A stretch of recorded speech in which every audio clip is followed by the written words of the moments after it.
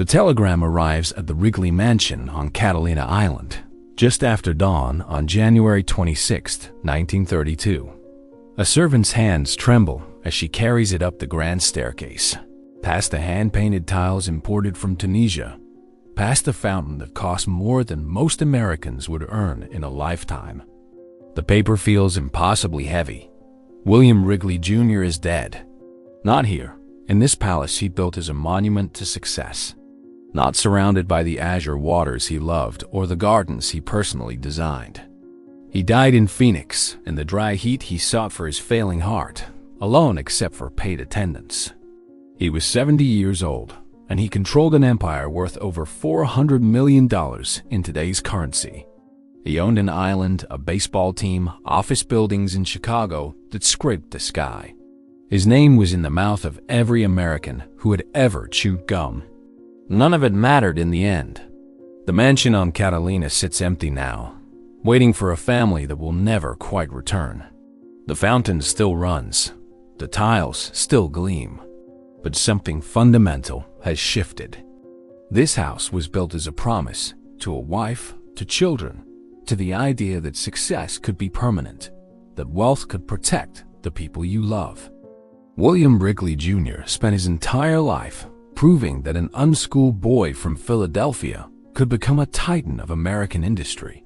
He built this mansion to prove he had arrived, that he was safe, that his family would be safe forever. He was wrong. The story of how a soap salesman became a chewing gum king and built a Korean Mediterranean palace on a California island is quintessentially American. So is the story of what came after. Because this isn't really about gum or money, or even the mansion itself. It's about what happens when the American dream comes true and then keeps going. It's about the distance between the boy William Wrigley Jr. was and the monument he tried to build. It's about all the things money can buy and the one thing it can't: permanence.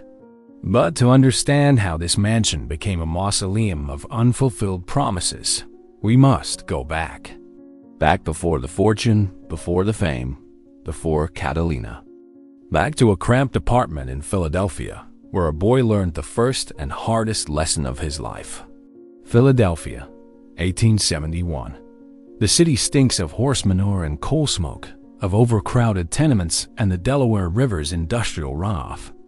In a modest apartment above his father's soap factory, 9-year-old William Wrigley Jr. learns to count by watching copper pennies disappear into his father's ledger and reappear as dead. His father, William Wrigley Sr., makes soap. Not fancy soap, not the kind that smells like Paris or promises social elevation. Practical soap, utilitarian soap, the kind that removes grime from working hands and doesn't make promises it can't keep. The business barely survives. Some months, the family eats well. Other months, they eat. Young William doesn't take to formal education the way his father hoped. He's restless, combative, a boy whose energy seems poorly suited to classroom confinement. By age 11, he runs away from home 4 times. Not because his parents are cruel, they're not, but because something in him rejects the prescribed path, the predetermined future of working in his father's soap factory, of inheriting a business that never quite thrives. His father catches him the 4th time, not with anger, but with a kind of weary resignation. He's seen enough of his son to know that conventional discipline won't work. So instead of punishment, he offers a different kind of sentence. William can work. Really work. Selling soap on the streets of Philadelphia, door to door, learning what his father learned long ago, that success is a numbers game, and the numbers rarely favor you. William is 13 years old. The streets become his university. He learns to read faces, to gauge interest in the pause before a door closes, to understand that selling isn't about the product, it's about the story around the product. He learns that a bar of soap is just fat and lie, but a bar of soap with a smile and a promise of cleanliness, of respectability, of being the kind of person who uses quality products. That's something else entirely. He's terrible at it at first. Doors slam, women laugh, Men ignore him. But failure teaches what success never could. Each rejection sharpens his approach. He learns to dress better than his station suggests. He learns that confidence, even feigned, is contagious. He learns that people don't want to buy from someone who needs the sale. They want to buy from someone who believes in what they're reselling. By 15, he's one of his father's best salesmen. By 18, he's running routes across Philadelphia, managing other sellers, learning the machinery of distribution. But the soap business has limits. His father's company will never be more than regional, never more than modest. William sees the ceiling approaching. He also sees something else: the premiums. His father started including small gifts with soap purchases to incentivize bulk buying. Umbrellas, kitchen tools, little items that cost pennies but seemed valuable. Customers loved them. Sometimes, William suspected, they loved them more than the soap. This observation would change everything.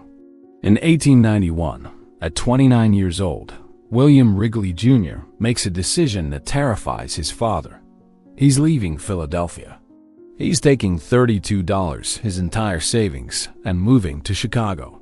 He's going to sell his father's soap there, in a city he's never seen, where he knows no one, where the competition is established and ruthless. His father thinks he's insane. His mother cries. But William has already learned the most important lesson Philadelphia could teach him. Staying safe means staying small. And he has no intention of staying small. The train to Chicago costs money he can't afford to spend. He arrives with just enough for a week's rent and meals. No cushion for failure. Chicago in 1891 is not kind to optimistic newcomers. It's a city still rebuilding from the Great Fire, a city of meatpackers and railroad magnates, of new money and old corruption. It's also a city of opportunity for anyone willing to work hard enough, long enough, ruthlessly enough. William Wrigley Jr. is willing. Chicago tests him immediately. The soap doesn't sell. It's not that the product is bad, it's that nobody cares. His father's Philadelphia reputation means nothing here. The premiums that work back east feel tired, insufficient. Within 3 months, he's nearly broke. Within 6 months, he's desperate. Then he notices something strange. The baking powder he started including as a premium with soap purchases. Customers ask for it specifically. They buy the soap to get the powder. Some even ask if they can just buy the powder directly. It's not the main product they want. It's the throw-in, the bonus, the afterthought. William pivots. Immediately. Completely. If people want baking powder, he'll sell baking powder. He convinces his father to manufacture it. He rebrands. He creates new premiums to sell the powder. 2 sticks of chewing gum with each purchase. Then history repeats itself, but faster. The chewing gum outsells the baking powder. Within a year, people are asking if they can just buy the gum. They don't want the powder. They want the gum. That strange, sticky, sweetened chicle that serves no practical purpose, fills no nutritional need, solves no household problem. They just want it. In 1893, William Wrigley Jr. makes the decision that will define his life. He's not a soap salesman anymore. He's not a baking powder distributor. He's going to manufacture and sell chewing gum, only chewing gum. He's going to bet everything on a product most people consider a novelty at best, a vice at worst. Everyone thinks he's insane again. They're wrong again. He launches 2 brands, Lotta Gum and Vassar. They fail. The market is crowded. Competitors like Adams and Beeman have distribution networks he can't match. He's bleeding money. But instead of retreating, he studies why he's failing. The product is fine. The price is competitive. The problem is visibility. In 1893, he launches Juicy Fruit. Weeks later, Spearmint follows. But more importantly, he launches something else. The most aggressive advertising campaign America has ever seen. He doesn't just buy ads in newspapers. He buys billboards. He paints signs on the sides of buildings. He creates branded delivery trucks. He sends free samples to every phone book listing in cities across America. It costs a fortune. It nearly bankrupts him. His accountants beg him to stop. He borrows more money. He bets bigger. He understands something about human psychology that his competitors miss. People don't buy what they need. They buy what they remember, and memory requires repetition. The strategy works. By 1895, Spearmint is the best-selling gum in America. By 1900, the Wrigley Company is the largest chewing gum manufacturer in the world. By 1910, William Wrigley Jr. is worth millions, tens of millions. He's 38 years old, and he's proven that the boy from Philadelphia can not only survive in Chicago, but dominate it. The money arrives so fast it's almost abstract. In 1911, his company sells $7 million worth of gum, over $200 million in today's currency. The Wrigley Building begins construction in 1920, a white terracotta skyscraper along the Chicago River that will announce his arrival to anyone who doubted him. It will be one of the first buildings in Chicago illuminated at night, visible for miles, impossible to ignore. Just like William Wrigley Jr. himself, the money, he's learning, creates new problems. It creates distance. It creates obligation. It creates the need for monuments, for proof that success is real and permanent. His family has grown. His children are growing up in a world nothing like the one he knew. And he realizes that wealth without place, without physical manifestation, feels unstable. He needs something permanent, something beautiful, something that can't be taken away by market fluctuations or competitors or the simple erosion of time. He needs to build something that will last beyond him, that will protect his family, that will prove to himself, to his children, to the ghost of his father who doubted his Chicago gambit, that he succeeded completely. He needs a mansion. Not in Chicago, where success is expected and mansions are common. Somewhere else. Somewhere extraordinary. William Wrigley Jr. met Ada Foote when he was still selling soap. Still hungry, still uncertain if Chicago would embrace or destroy him. She was 19. He was 23. She saw something in him that others missed, not confidence exactly, but the absence of surrender. He would fail before he would quit. They married in 1885, before the fortune, before the fame, when he was still his father's employee rather than his own empire. Ada understood what she was signing up for. William worked 16-hour days. He traveled constantly. He took risks that terrified her. But she never asked him to choose smaller dreams. She gave him 2 children, Dorothy in 1891 and Philip in 1894. She gave him stability when the business threatened to collapse. She gave him something more valuable than capital, belief. When the gum business seemed like folly, when accountants showed him numbers that suggested bankruptcy, when competitors seemed insurmountable, Ada's certainty never wavered. By 1914, with the fortune secure and growing, William began looking beyond Chicago. He'd read about Catalina Island, a rugged piece of California coastline 26 miles off Los Angeles. It was wild, undeveloped, mostly owned by the Banning family, who'd done little with it except run a quarry and a few tourist facilities. The island had no electricity, limited fresh water, difficult access. William saw paradise. He visited once and knew immediately. The azure water reminded him of the Mediterranean postcards he'd seen. The climate was temperate, nearly perfect year-round. The island felt isolated enough to be private, but close enough to civilization to be functional. Most importantly, it felt like it could be transformed. Like Chicago had been. Like he had been. In 1919, William Wrigley Jr. bought controlling interest in the Santa Catalina Island Company for $3 million, roughly $50 million today. He didn't just buy property. He bought possibility. Ada supported the vision, but she also shaped it. William wanted to develop the island into a tourist destination, to build hotels and attractions, to make it profitable. Ada wanted something else, a private sanctuary, a place where their family could escape the constant demands of Chicago, where Philip could grow up understanding beauty as well as business. The compromise became the plan. William would develop most of the island for tourism, creating jobs and revenue. But on a hill overlooking Avalon Bay, they would build something private. A mansion that blended Mediterranean architecture with California possibility. A place that was theirs. The vision solidified during long conversations on the island, walking the hills, imagining what could rise from the chaparral. Ada wanted gardens that could rival European estates. William wanted space for entertaining, for hosting business associates and celebrities, for proving that success could be both profitable and beautiful.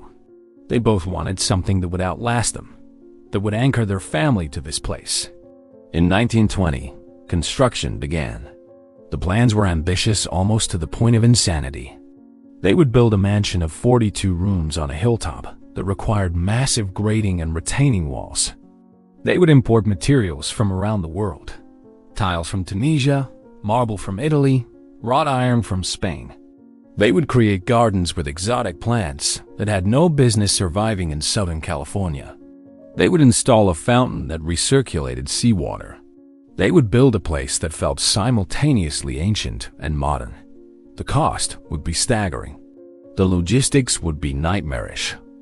Every brick, every tile, every piece of furniture would need to be shipped from the mainland. Labor costs would be triple normal rates because workers would need to be housed and fed on the island. The project could easily consume millions. William didn't care about the cost. He cared about the statement. This mansion would prove that the boy from Philadelphia, the failed soap salesman, the man who bet everything on chewing gum, had not just succeeded but transcended. It would be a monument to what was possible in America, to the idea that anyone could build anything if they worked hard enough, believed completely, and refused to accept limitations. It would also be a promise to Ada, to the woman who believed when belief seemed irrational. This mansion would be her reward, her sanctuary, her proof that the decades of uncertainty had been worth it. They stood together on the empty hilltop in 1920, looking down at Avalon Bay, imagining the mansion that would rise behind them. Neither of them could have imagined what would actually happen. Neither of them could have known that the mansion they were about to build would become something other than what they intended.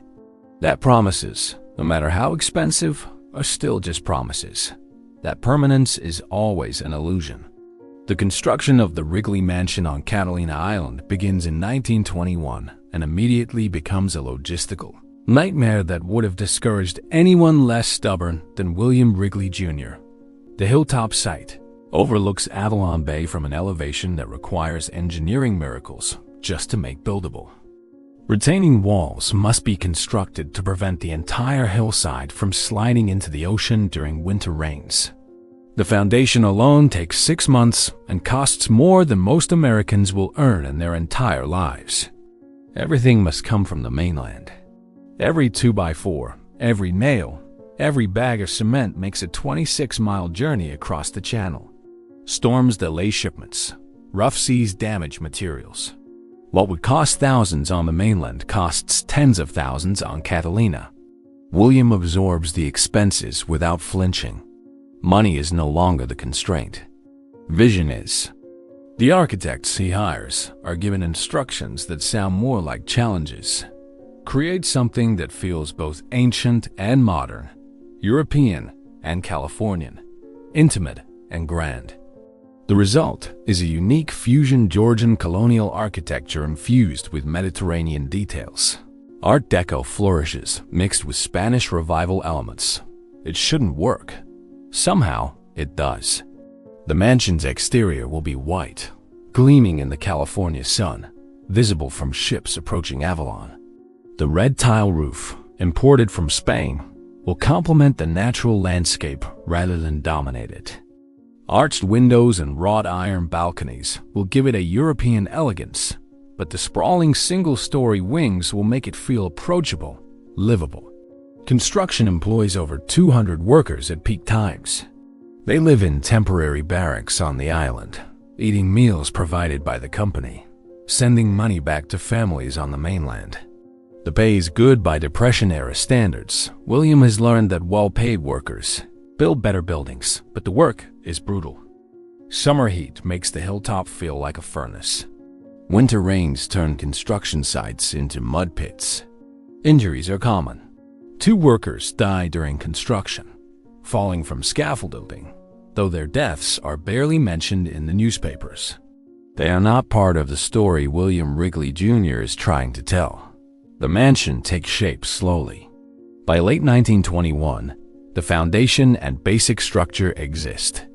By 1922, the walls rise and the roof goes on.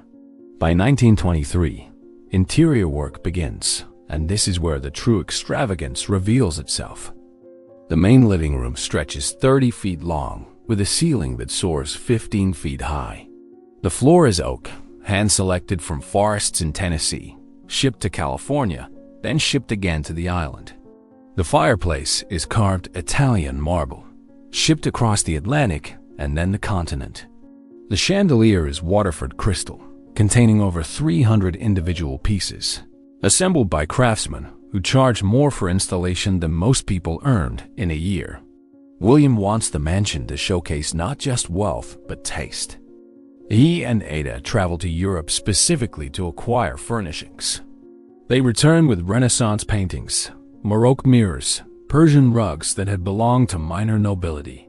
Each piece has provenance, history, a story that connects the mansion to something older than America itself.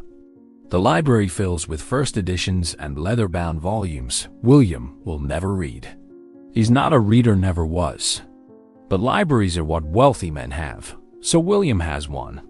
The books are props in a performance of cultivation, decorative proof of sophistication. The kitchen is designed for a staff of 12.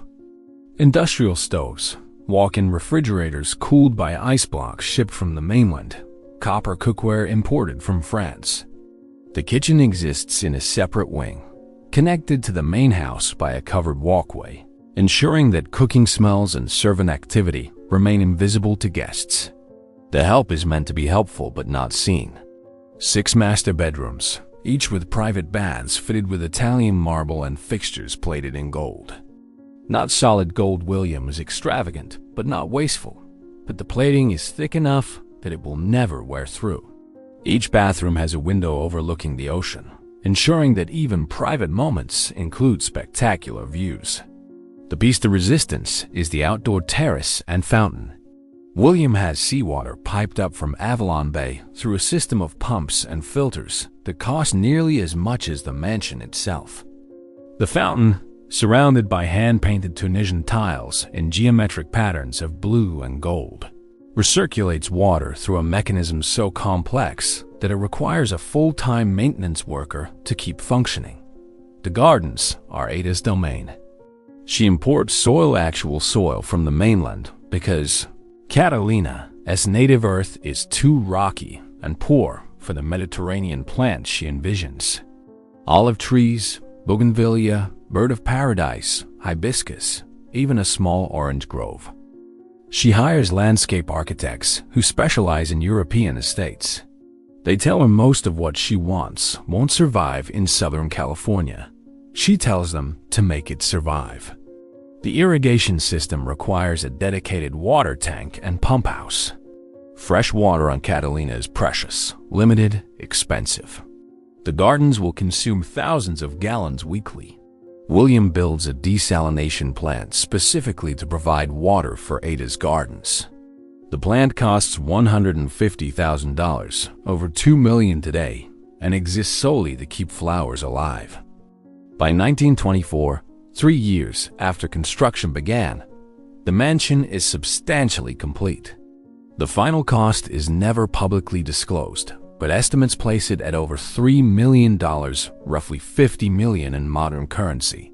For comparison, the average American home in 1924 costs $3,000. But numbers fail to capture what William Wrigley Jr. has actually built. This isn't just a house. It's a declaration. It's proof that the boy who ran away from home 4 times, who sold soap door to door, who bet everything on chewing gum, has arrived at a destination most people can't even imagine. It's a physical manifestation of the American dream in its most literal form. Work hard enough, sacrifice enough, believe completely, and you can build paradise. On the day the Wrigley family moves in, William stands on the terrace, looking down at Avalon Bay, at the island he now owns, at the mansion that bears his name. He's 62 years old. He's earned more money than he can spend. He's built an empire, a skyscraper, and now this, a monument to permanence. He should feel triumphant. Instead, he feels something else. Something he can't quite name. A kind of hollow satisfaction, like winning a game only to realize you're not sure what you've won. The mansion is finished. The dream is achieved. And William Wrigley Jr., for the first time in his life, doesn't know what comes next.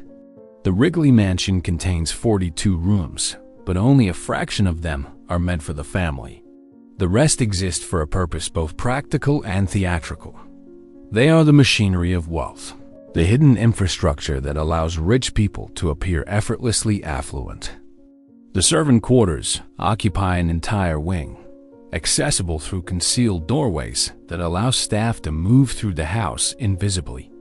8 bedrooms for live-in help, maids, cooks, gardeners, maintenance workers. These rooms are not luxurious.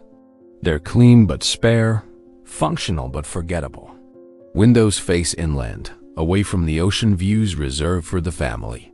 The message is clear. Beauty is not democratic. The servant dining room sits adjacent to the kitchen, a space where the help eats meals before serving them to the family. The irony is not subtle. The people who prepare feasts eat simpler fare in a room with no art, no chandelier, no marble. They exist in the same building, but inhabit a different world. Ada's morning room is her private sanctuary, a space designed for correspondence and quiet contemplation. The walls are papered in pale silk with embroidered flowers. French doors open onto a private balcony with views of the harbor. A writing desk is inlaid with mother-of-pearl, imported from Persia, fitted with compartments for her extensive correspondence. She writes thank-you notes here, manages household affairs, escapes the social obligations that come with being Mrs. William Wrigley Jr. William's study is darker, more masculine. Wood-paneled walls, leather chairs, a desk the size of a small car. This is where he conducts business when business follows him to Catalina. The room contains a safe built into the wall, large enough to hold contracts and cash, though William rarely keeps significant money in the house. The safe is another performance, evidence of wealth substantial enough to need protection. The billiard room features a custom table shipped from England, slate-topped and perfectly level despite the mansion's hilltop location.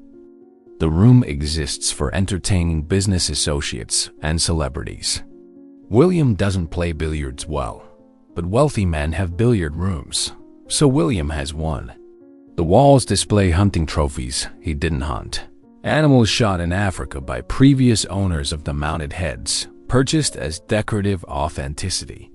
The formal dining room can seat 24 at a table custom-built in Italy from a single piece of walnut. The chairs are upholstered in silk that requires professional cleaning after each use. The chandelier overhead contains 200 candles, never lit, because the fire risk is too great, but present because the effect demands them. Electric lights hidden in the ceiling's corners provide actual illumination. Dinner parties here are elaborate performances. 7-course meals served on china painted with the Wrigley crest, a crest William commissioned because his family never had one. The silverware is sterling, heavy in the hand, monogrammed. Each place setting represents more money than a factory worker earns in a month. The food is prepared by a French-trained chef who earns more than many executives, shipped fresh from the mainland daily because William insists on quality. The wine cellar burrows into the hillside, temperature controlled through a primitive but effective cooling system that uses ocean water piped through walls. The collection includes vintages from Bordeaux, Burgundy, Tuscany, William doesn't particularly like wine. He prefers whiskey, but important men have wine cellars, so William has one of the finest in California. The ballroom occupies the mansion's largest single space. Oak floors polished to a mirror shine, walls decorated with murals depicting Mediterranean landscapes William has never visited. A Steinway grand piano, rarely played, sits in the corner. The room exists for parties that happen less frequently than Ada hoped. Wealthy neighbors are scarce on Catalina. Mainland society finds the island too remote for regular visiting. The ballroom is beautiful and mostly empty. Ada's bedroom is decorated in pale greens and creams, designed to feel serene. Her bed is a four-poster draped in Belgian lace. Her vanity holds perfumes from Paris in bottles that are themselves small sculptures. A private bath with a soaking tub deep enough to swim in, marble heated from beneath so it's never cold to the touch. William's bedroom is separate, connected to Ada's by a shared sitting room but distinct. Darker woods, simpler furnishings. His bed is large but not ostentatious. He sleeps poorly, as since Chicago, and no amount of luxury changes that. The nightstand holds sleeping powders prescribed by doctors who tell him to work less, advice he ignores. Philip's rooms occupy a wing designed for a young man's independence. Bedroom, study, private bathroom. The walls display sporting trophies and photographs of baseball players. William owns the Chicago Cubs, and Philip has met them all. The room is decorated for the son of a wealthy man, but feels curiously impersonal, as if Philip is a guest in his own home. The mansion's technology is state-of-the-art for 1924. Full electrification powered by generators. William installed specifically for the house. Indoor plumbing with hot water available throughout. A telephone system connecting rooms internally and a direct line to the mainland. Central heating, a luxury almost unheard of in Southern California, but installed anyway because comfort should never depend on weather. Hidden throughout the house are call buttons, small brass fixtures that summon servants with silent electricity. Press a button in the dining room and a light illuminates in the kitchen. Press one in a bedroom and a maid appears within minutes. The system allows the family to command service without the vulgarity of shouting. The most revealing space is the smallest, a third-floor cupola accessible only by a narrow staircase. The room is octagonal, windowed on all sides, offering 360-degree views of the island and ocean. William retreats here sometimes, alone, to smoke cigars and avoid the very luxury he created. From this vantage point, the mansion below feels less like an achievement and more like a weight. He can see the entire island from here. The Avalon Casino he built as a tourist attraction. The hotels and shops that bear his name. The steamships bringing visitors to his island. He owns almost all of it. And yet ownership feels incomplete, insufficient. What William doesn't acknowledge, even to himself, is that the mansion functions less as a home and more as a museum of his own life. Each room is evidence, proof of the distance traveled from Philadelphia to here. But evidence requires witnesses, and Catalina is remote. The grandeur goes mostly unseen. The mansion is a performance with a limited audience. The staff knows this better than the family. They move through the house maintaining perfection for people who are rarely here. They polish silver that isn't used, arrange flowers in rooms nobody enters, prepare meals for dinner parties that keep getting postponed. The mansion exists in a state of permanent readiness for a life that never quite arrives. Ada feels it most acutely. She wanted a sanctuary, and she got a showplace. The gardens are magnificent and require constant labor to maintain. The furnishings are priceless and must be protected from salt air and sun. The house demands attention, resources, energy. It takes more than it gives. Philip, now entering adulthood, finds the mansion oppressive. It's his father's dream, not his. He spends more time in Chicago, working in the family business, escaping the weight of all this beauty. The mansion was built for him, for his children, for future generations of Wrigleys. But Philip is learning what his father won't accept, You can't inherit someone else's dream. You can only inhabit it uncomfortably.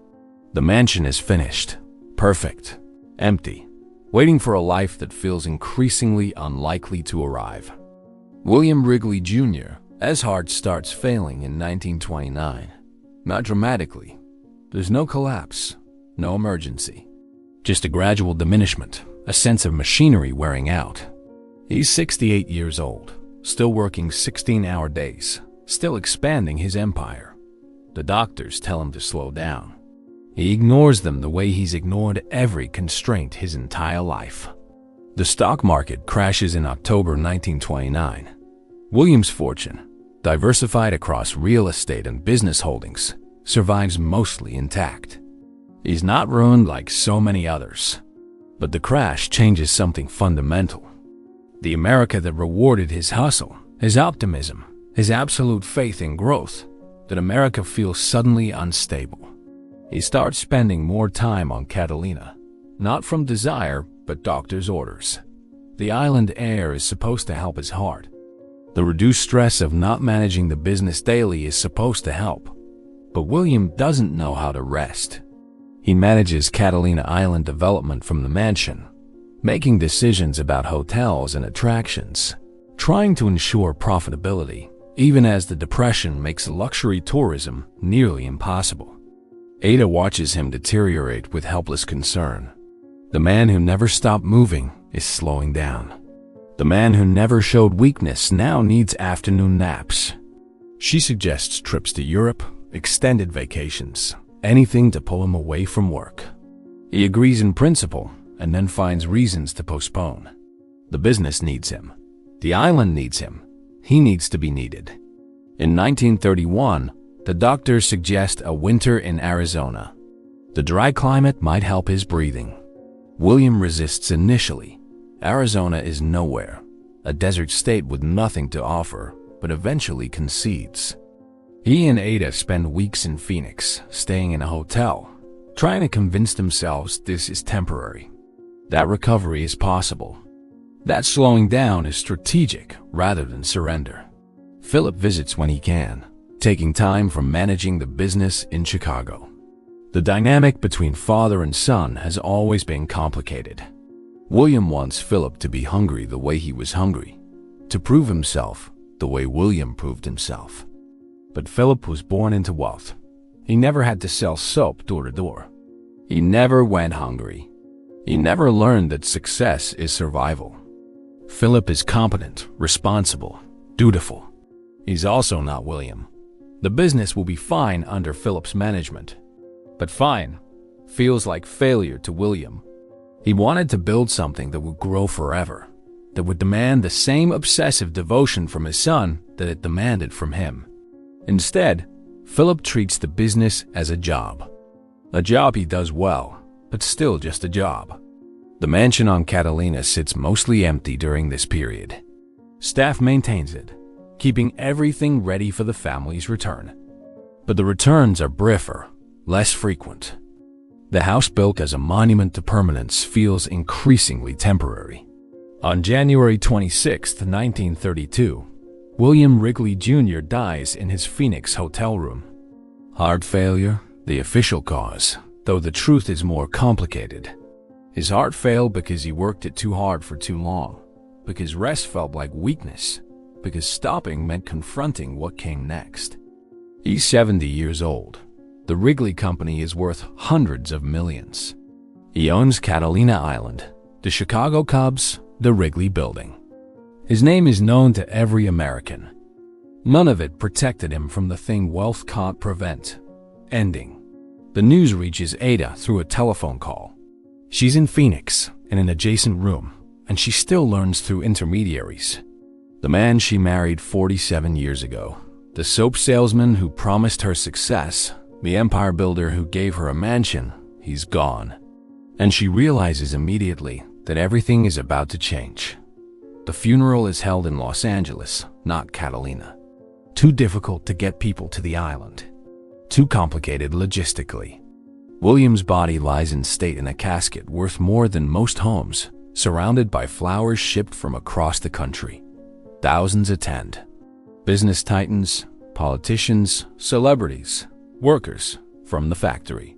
They all come to mourn a man who transformed American commerce, who proved that chewing gum could build empires. Philip delivers the eulogy.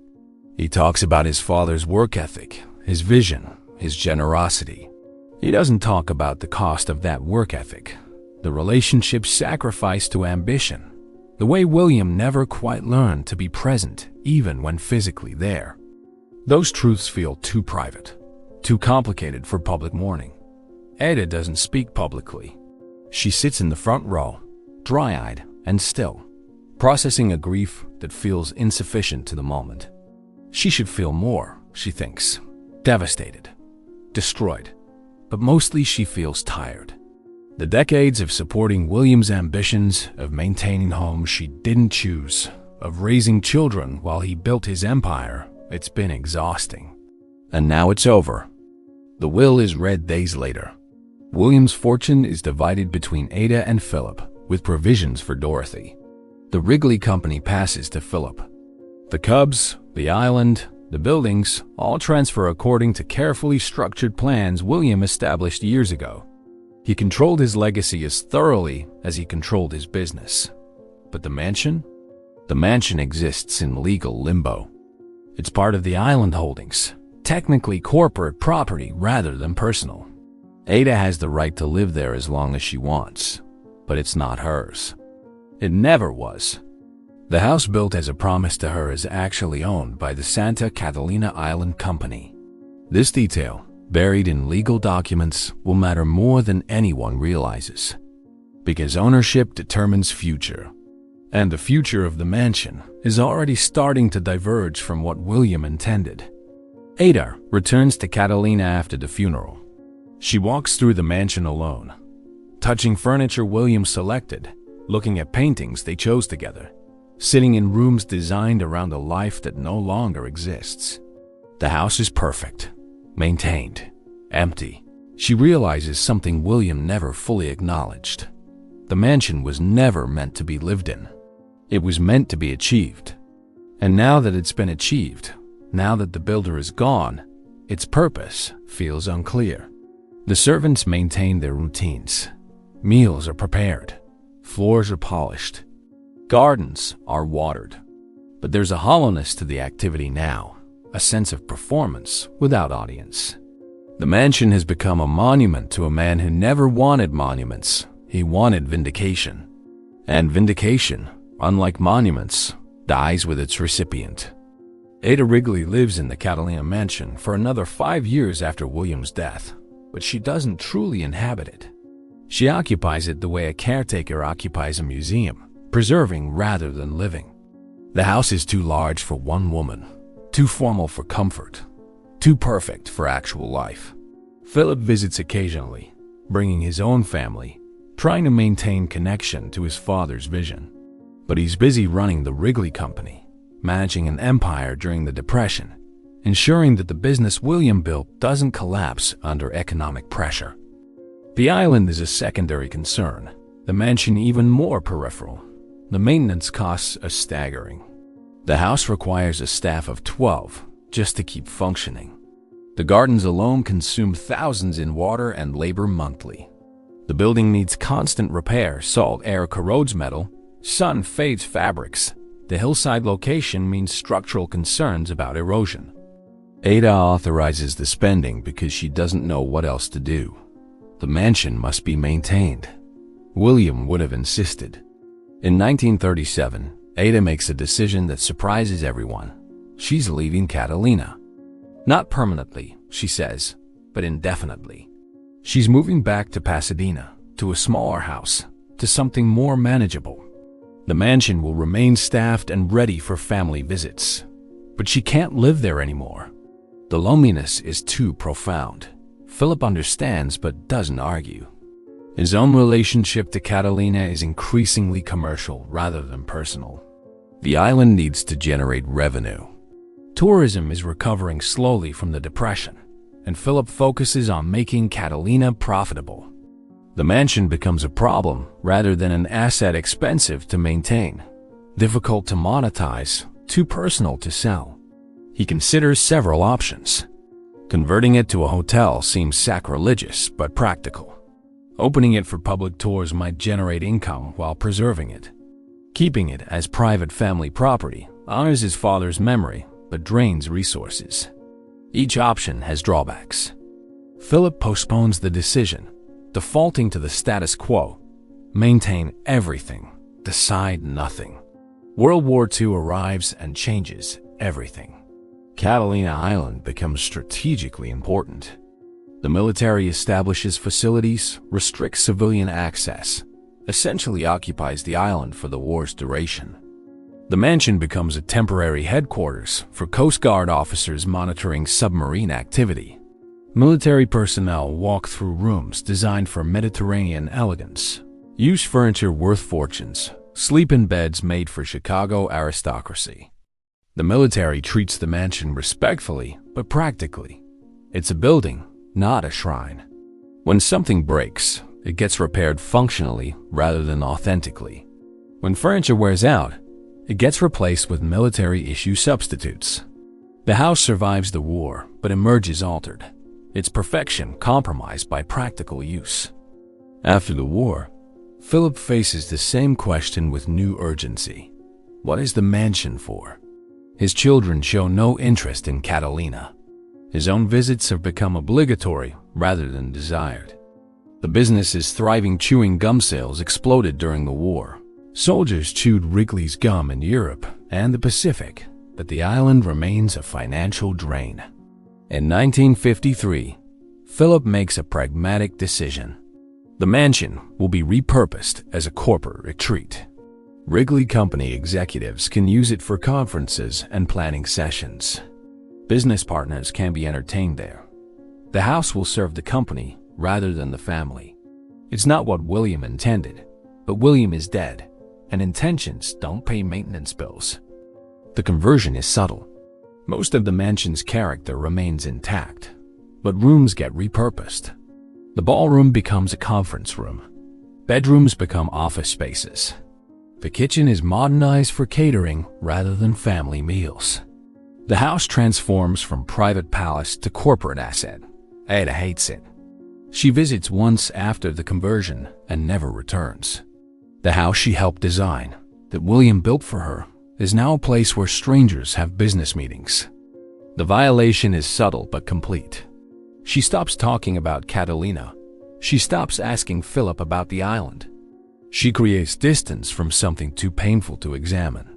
She dies in 1958 in Pasadena, far from the ocean. The obituaries mention her marriage to William, her children, her philanthropy. They don't mention the mansion. It's a footnote in her life, a beautiful failure. Philip inherits full control of everything. The company, the island, the mansion, the dream. He's now the same age his father was when William built the house. But Philip isn't a builder. He's a steward, a manager, someone who preserves rather than creates. And stewardship, he's learning, sometimes means knowing when to let go. By the 1960s, Catalina Island's tourism economy has stabilized. The casino William built is profitable. The hotels are booked. But the mansion remains a question mark. It's too expensive to maintain as a family property, too personal to demolish, too impractical to keep as a corporate retreat. Philip starts having quiet conversations with preservation groups. Maybe the mansion could become a museum, a cultural center, something that honors his father's memory while removing the burden from the family. The conversations go nowhere. Preservation groups want funding, not responsibility. They want the mansion maintained at Wrigley expense while they control access and narrative. The house sits in bureaucratic limbo. Still maintained, still staffed, still waiting for a purpose that never quite arrives. The gardens, once Ada's pride, become overgrown in places. Some fountains are shut off to save water. Rooms are closed to reduce heating costs. The mansion doesn't collapse, but it contracts, its grandeur slowly diminishing through practical compromises. In 1975, Philip dies. The next generation of Wrigleys inherits everything, including questions they don't want to answer. None of William's grandchildren knew him well. None have strong emotional connections to Catalina. They see the mansion as their grandfather's dream, not theirs. And dreams, they're realizing, are expensive to maintain secondhand. The family meets to discuss options. The conversation is businesslike, unemotional. The mansion has become a line item on balance sheets, a liability rather than legacy. One grandchild suggests selling it. Another proposes donating it with adequate funds for maintenance. A third wonders if they could just walk away, let the island reclaim it.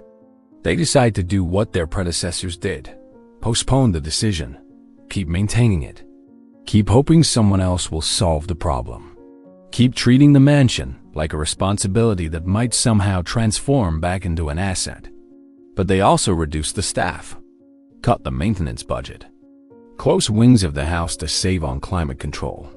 The mansion enters a new phase: managed decline, slow erosion, the gradual transformation from palace to problem.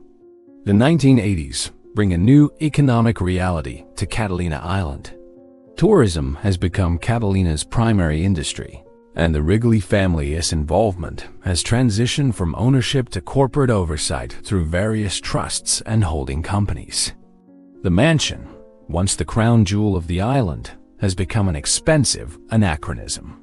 The structure itself shows age. 70 years of salt air have corroded pipes and degraded materials. The roof, those beautiful Spanish tiles imported at enormous cost, needs complete replacement. The estimate comes back at over $2 million. The family balks. For a house they rarely visit? For a building serving no clear purpose? They opt for partial repairs, patching rather than replacing. The roof gets another decade, maybe. The same calculus applies to every system.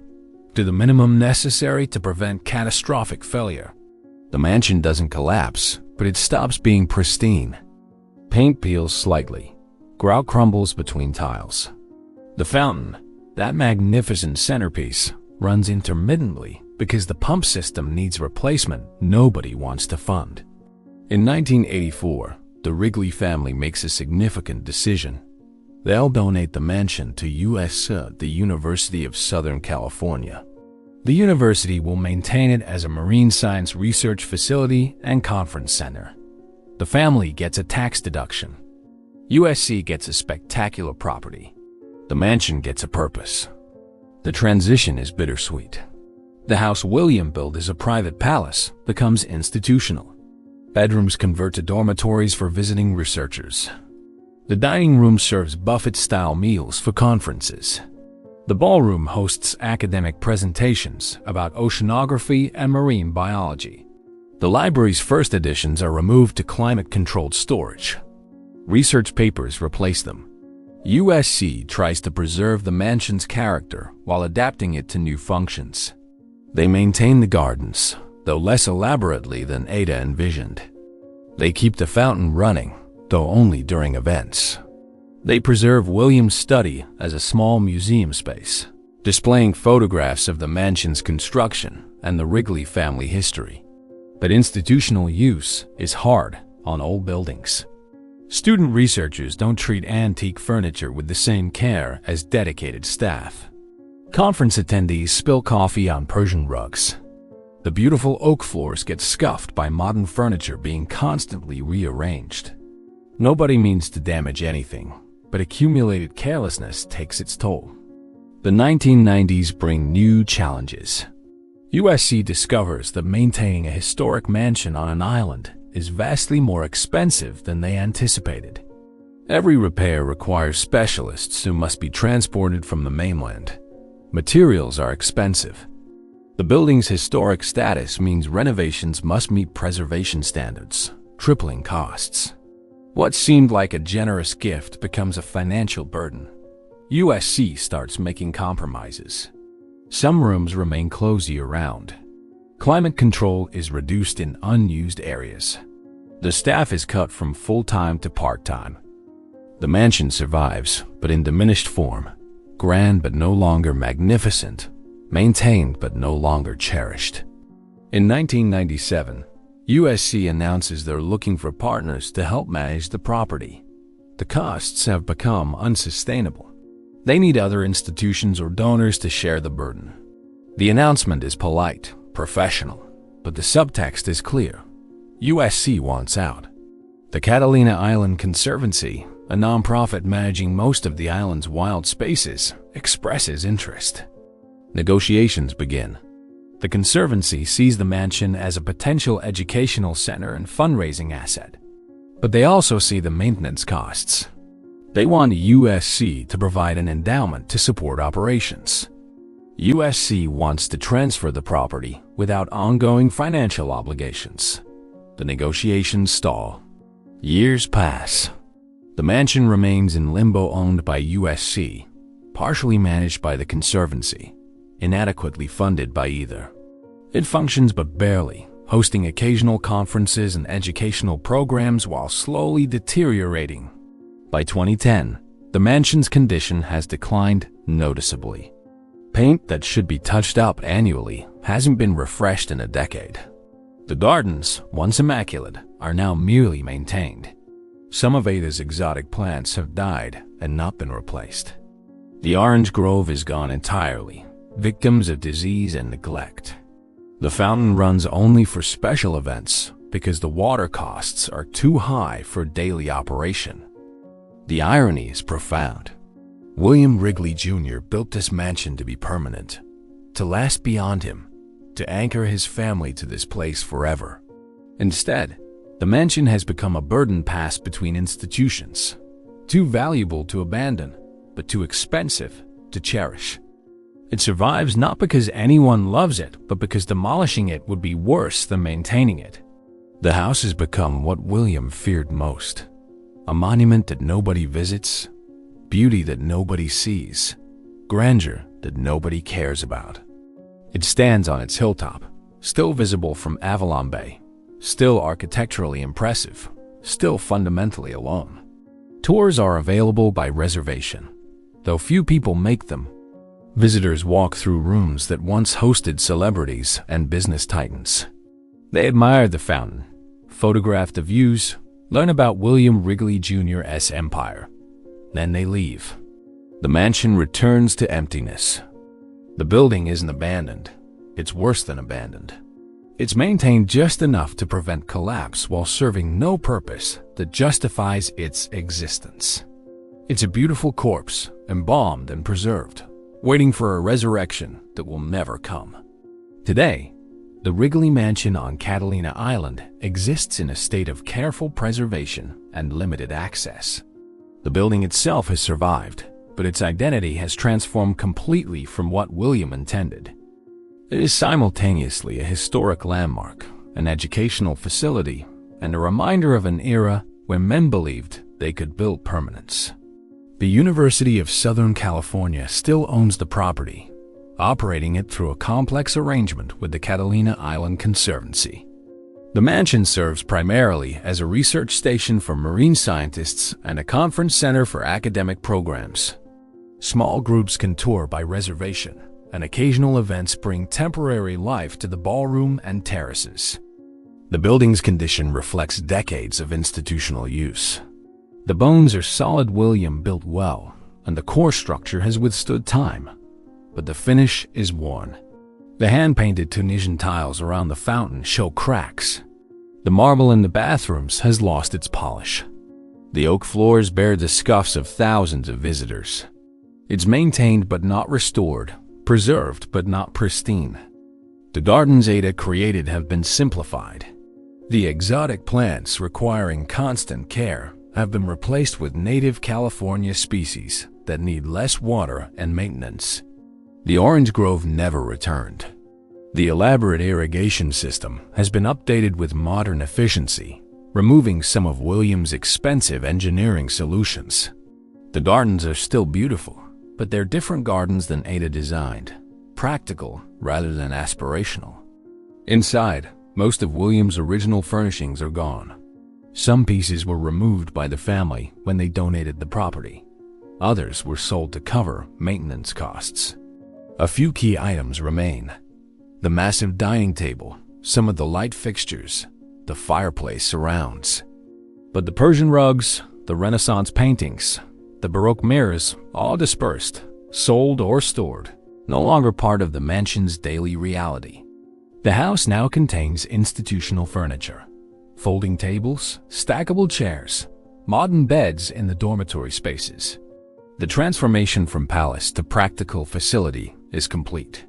Researchers sleep in rooms where Philip Wrigley once slept, but they don't sleep in his bed, surrounded by his possessions. They sleep in functional bunks, working on laptops where once there were only oil paintings. The financial reality is straightforward. The mansion costs approximately $1 million annually to maintain. Revenue from conferences, tours, and room rentals covers perhaps 40% of this. Endowments and donations make up most of the difference, but it's a constant struggle. Deferred maintenance accumulates. Each year brings new necessary repairs that budget constraints postpone. The Wrigley family fortune, meanwhile, has taken its own journey. In 2008, Mars Inc. purchased the Wrigley Company for $23 billion. Philip's heirs became instantly and extraordinarily wealthy. The company William built with $32 sold for an amount he couldn't have imagined. But none of that money flows to the mansion. The separation between the family and the house is complete. The current generation of Wrigleys have no legal obligation to fund the property. Some make occasional donations. Some visit during rare tours. But the mansion is no longer theirs in any meaningful sense. It's a piece of family history they've moved beyond. The Chicago Cubs, which William owned and Philip managed, were sold in 2009 for nearly $900 million. The Wrigley Building in Chicago remains a landmark, but is now owned by a consortium of investors. Catalina Island itself is partly owned by the Conservancy, partly developed for tourism, no longer a unified Wrigley domain.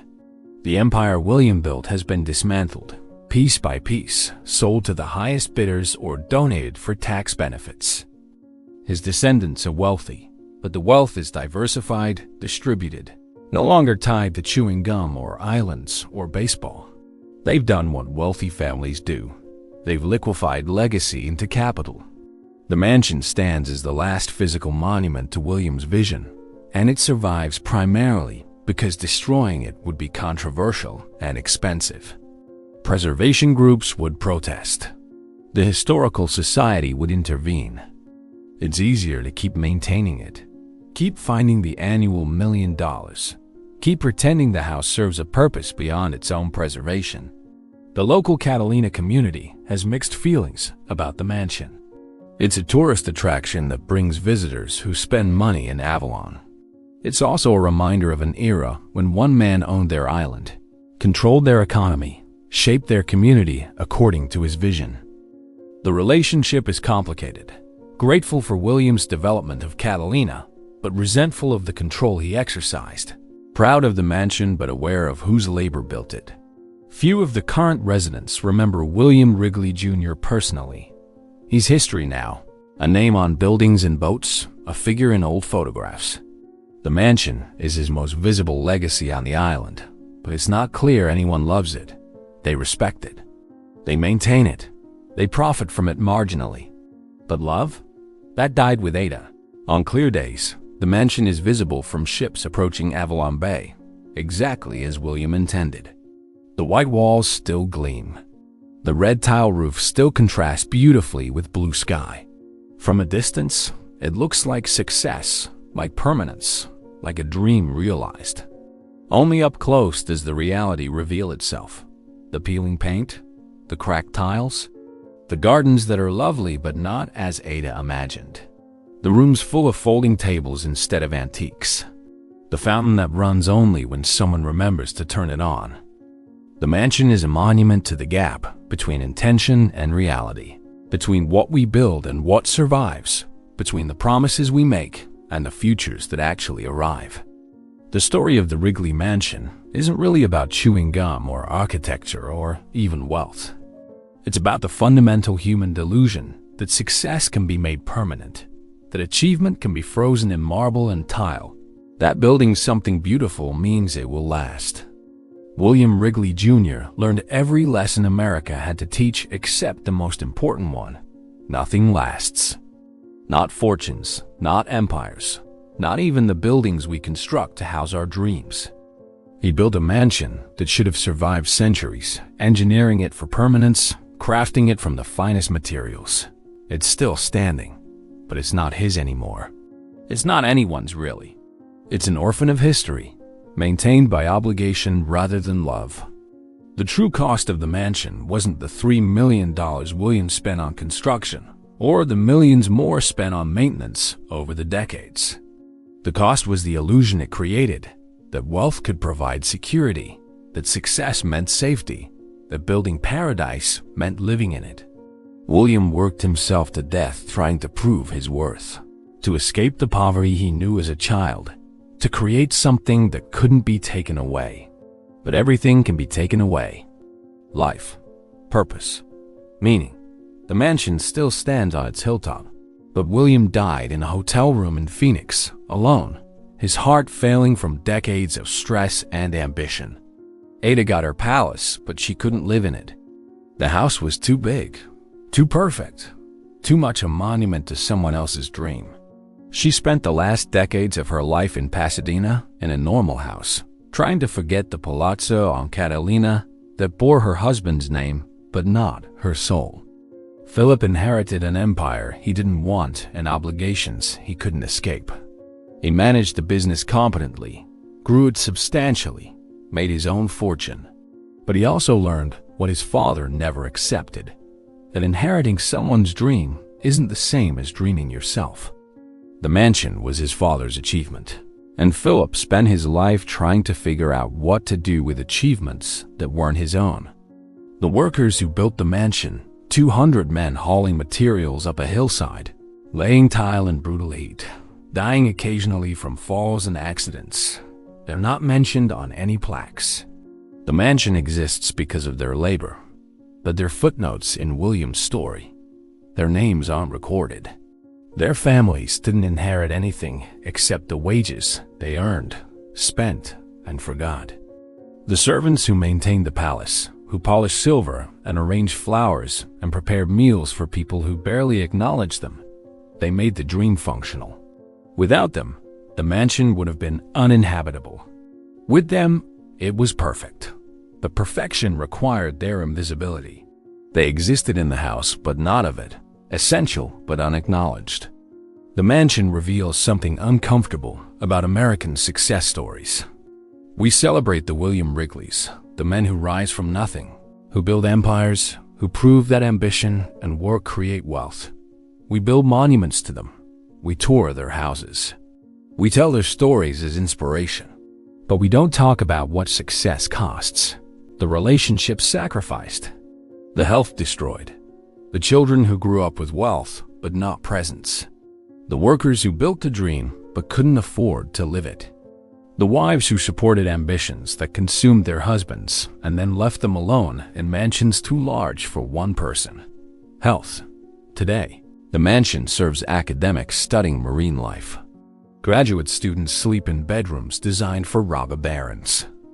Researchers eat in a dining room where millionaires once dined. The irony would amuse William if he were alive to see it. He built a temple to success, and it became a dormitory for scholars. He created a monument to permanence, and it survives by being completely repurposed. The fountain still runs sometimes. Water still circulates through the system William installed at enormous cost. But nobody sits and watches it anymore. Nobody has the time. The researchers are working. The staff is busy.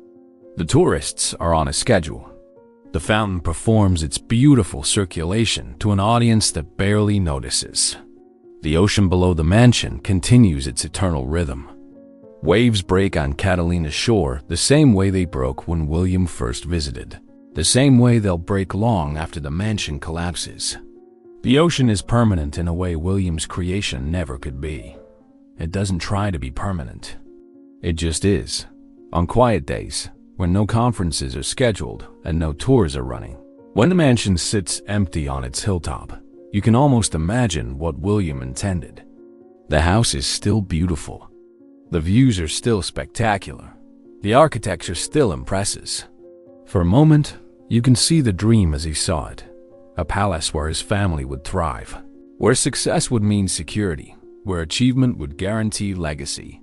Then reality returns. The paint still peels. The tiles still crack. The gardens still require more water than the island wants to provide. The mansion is still too expensive, too impractical, too much a monument to an idea that didn't survive its dreamer. William Wrigley Jr. believed in the American dream absolutely. He lived it, embodied it, proved it was possible. A poor boy from Philadelphia became one of the richest men in America. He built an empire from chewing gum and willpower and relentless work. If the American dream is about rising from nothing, he achieved it completely. But the American dream has a shadow side it doesn't advertise. Success is temporary. Wealth is fragile. Monuments crumble. The things we build to prove our worth outlast us, but not in the way we hoped.